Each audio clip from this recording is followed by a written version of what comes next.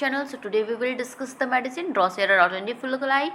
तो ड्रॉसेरा जो मेडिसिन है उसकी कॉमन नेम है sundew, belongs to a family Droseraceae. Throat की अगर हम बात करें तो जो ड्रॉसेरा के पेशेंट्स होंगे या ड्रॉसेरा के जो पर्सन्स होंगे उनको क्लर्जीमैन सोर थ्रॉट होगा. क्लर्जीमैन सोर थ्रॉट मतलब होता है कि इन्फ्लामेशन देखने को मिलेगा. ठीक है, थ्रॉट में, फैरिंग्स में इन्फ्लामेशन देखने को मिलेगा due to the over use of voice with rough scraping, dry sensation, deep in fauces, voice hoarse, deep, toneless, cracked, requires exertion to speak. मतलब कि गले में हलक है. फॉसेस मीन्स होता है हलक, तो फॉसेस हलक गले में सूखापन देखने को मिलेगा. बहुत रफ सा फील होगा, ऐसे बहुत रफ सेंसेशन होगा. और एक्सर्शंस टू स्पीक मतलब बहुत एफर्ट लगेगा उसको बोलने में भी. ठीक है. रेस्पिरेटरी सिस्टम की बात करें, whooping cough with violent paroxysms which follows each other rapidly is scarcely able to get breath. Whooping cough बोले तो कुकुर खांसी मतलब सूखी खांसी, कुकुर खांसी को कहते हैं वूपिंग कफ. बहुत ज़्यादा तेज वायलेंट, बहुत ज़्यादा खांसी आती है, बहुत ज़्यादा सूखी खांसी होती है, बहुत ज़्यादा आती है और इसमें सांस लेने में भी इंसान को डर लगता है. ठीक है. वो जो पर्सन होगा वेक अप 6 to 7 AM, 6-7 बजे के आसपास वो इंसान उठ जाता है सुबह के, और फिर वो सो नहीं पाता है, तब तक नहीं सो पाता है जब तक उसकी खांसी नहीं रुकती है. और उसकी खांसी तब तक नहीं रुकती है जब तक large quantity of tenacious mucus is reached, जब तक कि जो बहुत टेनिशियस मीन्स होता है टेंडिंग टू अडेयर, जब तक चिपचिपी सी म्यूकस जैसी म्यूकस जब तक हमारे बॉडी से एक्सपेल्ड आउट नहीं हो जाती, हमारे थ्रॉट से एक्सपेल्ड आउट नहीं हो जाती, बॉडी से निकलती नहीं है, गले से निकलती नहीं है, तब तक खांसी नहीं रुकती है. ठीक है. Profuse epistaxis during every paroxysms induced minute gun during the day, whooping at night. कह रहे profuse epistaxis during every paroxysms मतलब कि ब्लीडिंग फ्रॉम नोज, नाक से ब्लीडिंग होता है जब जब खांसी आती है, जब जब वूपिंग कफ होता है तब तब नाक से ब्लीडिंग होता है. ठीक है. Deep sounding hoarse barking cough aggravate after midnight, during और after measles, spasmodic with gagging, retching and vomiting. मतलब कह रहा है डीप साउंडिंग. खांसी कैसी होती है बता रहा है और कब आती है. तो खांसी जो होती है बहुत ज़्यादा डीप साउंडेड होती है, बहुत जैसे कुकुर खांसी जैसे होती है ना, सूखी खांसी जैसे होती है. हॉर्सेस बार्किंग साउंड जैसे आप एग्रावेट कर रही है मिडनाइट में, मिडनाइट आफ्टर मिडनाइट यानी कि भोर के बाद, जब सुबह होने को रहता है तब ये एग्रावेट करती है, तब खांसी ज़्यादा आती है जब सुबह होने को रहता है. कब? ड्यूरिंग और आफ्टर मिजल्स, जब पर्सन मिजल्स से सफ़र कर रहा है उस वक्त ऐसा सिम्टम देखने को मिलेगा, या उसके बाद. स्पास्मोडिक होती है, अचानक से आती है खांसी. ठीक है. और अचानक से आती है और लगातार बनी रहती है जब तक टेनिशियस म्यूकस नहीं बॉडी से एक्सपेल्ड होता. गैगिंग यानी कि कुछ गले में फंसा है, मुंह में कुछ जैसे कुछ डाल दो, गले में कुछ फंसा हुआ है, उस तरीके की खांसी आती है. रीचिंग एंड वोमिटिंग, खांसी इतनी ज़्यादा होती है कि रिगर्गरेट करता है, मतलब उल्टा ढकार आने लगता है और वोमिटिंग जैसे सिम्टम्स देखने को मिलते हैं. Constant titillating cough in childrens begins as soon as head touches the pillow at night.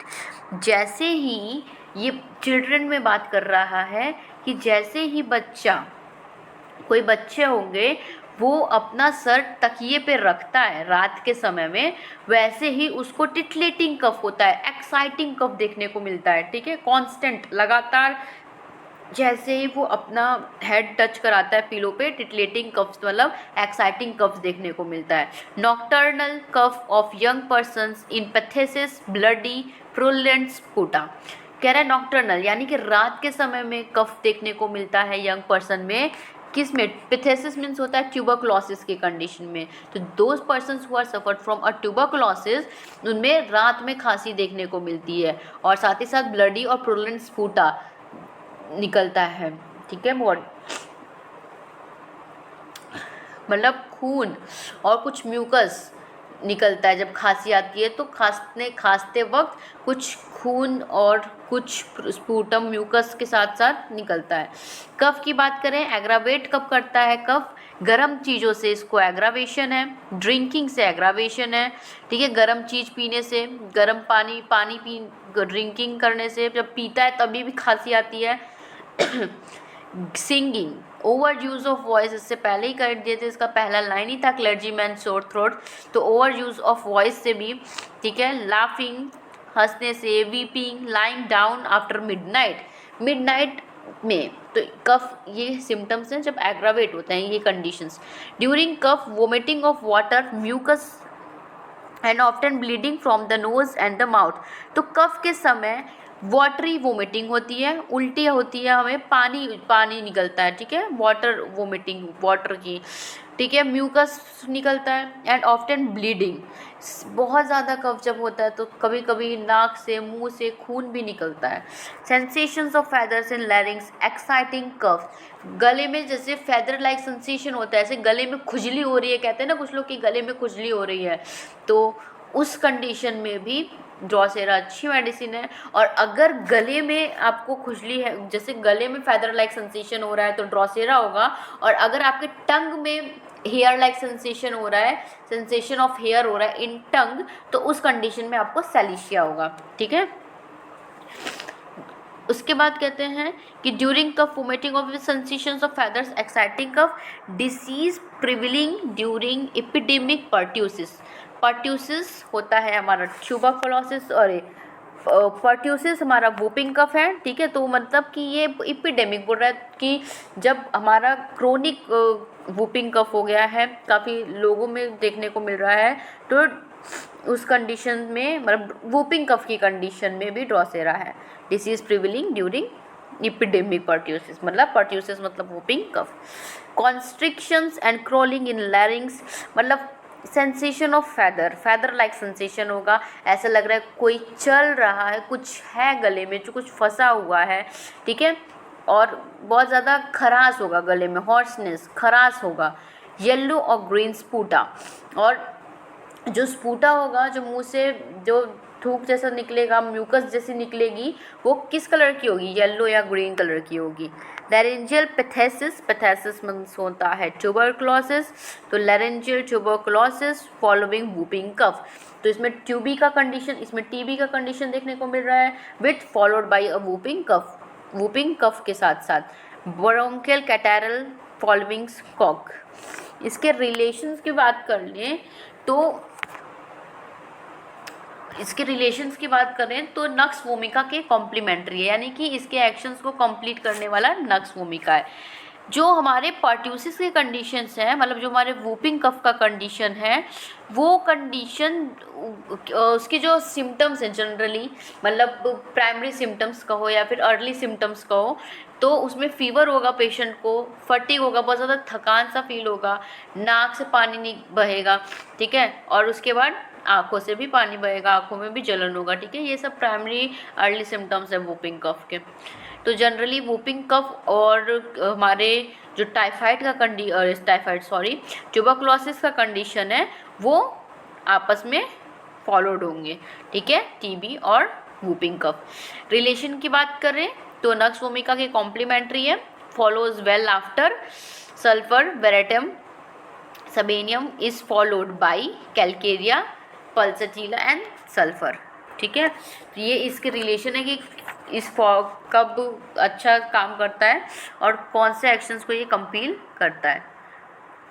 तो हमारे कंपैरिजन की बात करते हैं तो ये मेडिसिन को कंपेयर करेंगे हम, सीना क्यूप्रम, बहुत सारी मेडिसिन से। स्पास्मोडिक कफ में अचानक से गेगिंग कफ होता है, अचानक से बहुत ज़्यादा खांसी आने लगती है, सूखी खांसी, ऐसा लगता है गला एकदम सूखा है और लगातार खांसी आई जा रही है, ठीक है। Often relieve the constant distressing night cough in TB, tuberculosis के पेशेंट्स होंगे जो टीबी से सफ़र कर रहे हैं, उनमें रात के समय में काफ़ी ज़्यादा खांसी आती है, तो उस कंडीशंस में भी हेल्प होता है।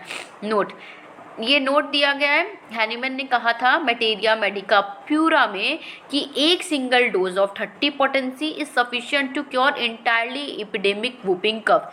एपिडेमिक वूपिंग कफ को ठीक करने के लिए, अगर आपका डायग्नोसिस सही है, वो वूपिंग कफ का कंडीशन है एपिडेमिक वूपिंग कफ का, तो एक सिंगल डोज 30 पोटेंसी का सफिशियंट है ठीक करने के लिए। The cures take place surely between 7 to 8 days, 7 से 8 दिन के अंदर पेशेंट ठीक हो जाएगा। पर्सन जो वूपिंग कफ से सफ़र कर रहा है, एपिडेमिक वूपिंग कफ से, वो ठीक हो जाएगा।